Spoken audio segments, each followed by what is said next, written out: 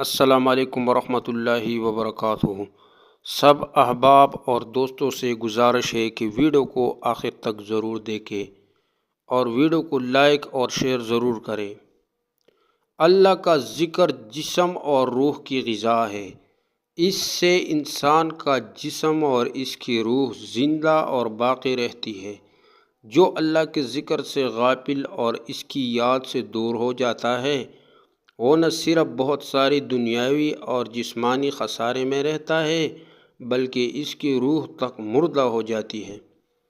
مومن ہمیشہ ذکر الہی میں رطب اللسان رہتا ہے۔ عبداللہ بن بصر رضی اللہ عنہ سے روایت ہے کہ ایک آدمی نے کہا، اے اللہ کے رسول صلی اللہ علیہ وآلہ وسلم، اسلام کے احکام اور قوانین تو میرے لیے بہت ہے، کچھ تھوڑی سی چیزیں مجھے بتا دیجئے جن پر میں مضبوطی سے جمع رہوں۔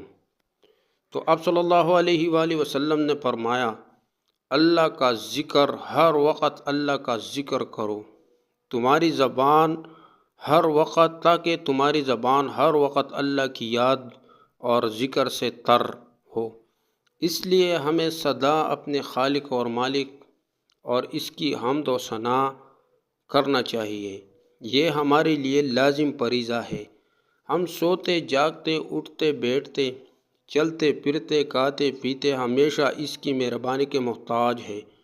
وہ جسم میں جان اور آنکھوں میں روشنی، ہاتھ اور پیروں میں حرکت و قوت اور دل اور دماغ میں فکر کی صلاحیت کا کام کاج کی توفیق اور روزی روٹی کے اسباب مہیا کرتا ہے۔ آخر اس کے دم سے ہمارا وجود اور ساری کائنات ہے۔ اعضائے جسم کو کیسے سکون مل سکتا ہے؟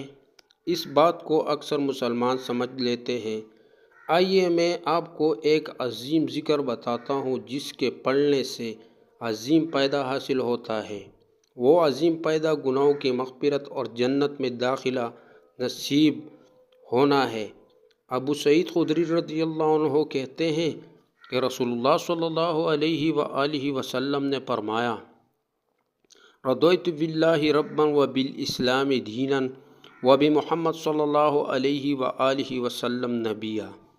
جو شخص کہے رضیت باللہ ربا وبالاسلام دینا وبمحمد صلی اللہ علیہ وآلہ وسلم رسولا، کہ میں اللہ کے رب ہونے، اسلام کی دین ہونے اور محمد صلی اللہ علیہ وآلہ وسلم کے رسول ہونے پر راضی ہوں، تو جنت اس کے لیے واجب ہو گئی۔